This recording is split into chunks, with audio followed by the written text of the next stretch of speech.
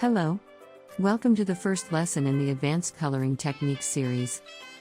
We'll look at different ways to make your coloring experience interesting. In this lesson, we'll show you a pointillist style of coloring. Pointillism is a coloring and blending technique in which small distinct dots of color are applied. These dots and strokes blend together visually, creating colors, shades, and highlights. You'll need patience to enjoy this technique, but the whole process is very relaxing, so we encourage you to try it. To demonstrate this technique, we'll color a page from the Ultimate Street Art Coloring Book, inspired by global muralist and activist Jason Botkin's work. Let's start. Adult coloring enthusiasts often apply this method using markers.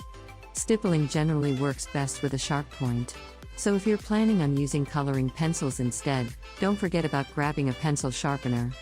Also, get coloring pencils made with harder cores. We are going to use markers this time. The technique is quite straightforward. All you need to do is stipple dots. Like this. The colors you're putting on the page are not necessarily mixing on the paper, but rather in the viewer's eye. You may ask how? Let's say you want to color the area purple. To make purple, you will stipple equal amounts of red and blue. Then when you back away from the paper, you'll see the area as purple.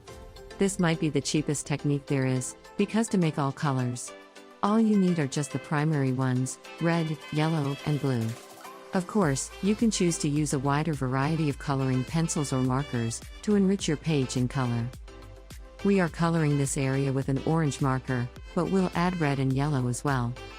How does pointillist shading work?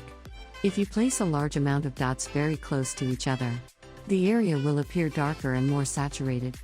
How do you control the brightness? Each dot you place on a white paper will take color, reducing the brightness on those areas. What this means is that the more dots you put close to each other, the darker the area you'll get. To make those areas lighter, spread fewer dots around the coloring page. It's as easy as that.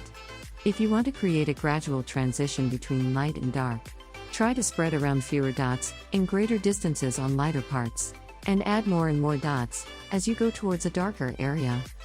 You can use darker colors for shadows as well. Here, we use brown and red. Now that you're familiar with the pointillist theory, let's stipple.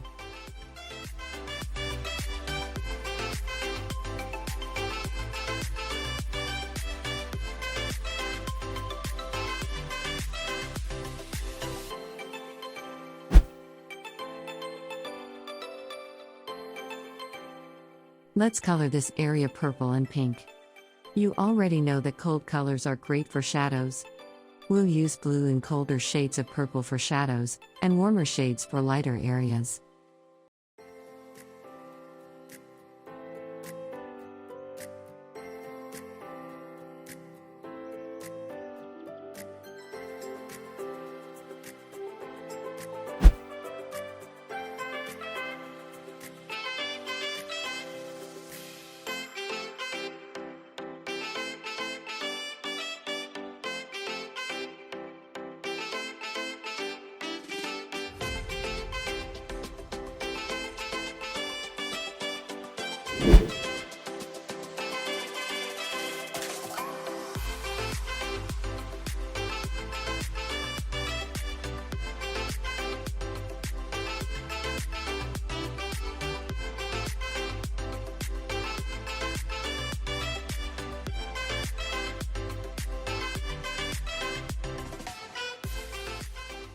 If you don't have a marker with the color you need, you can always mix two different colors. For instance, we are making turquoise by stippling blue and green next to each other.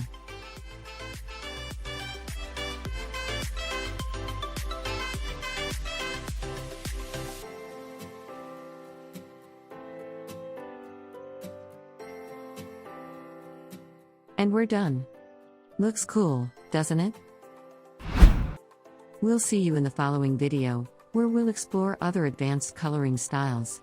Until then, try coloring a page of the Ultimate Street Art Coloring Book by stippling, and let us know the results. Learn more at aimfulbooks.com.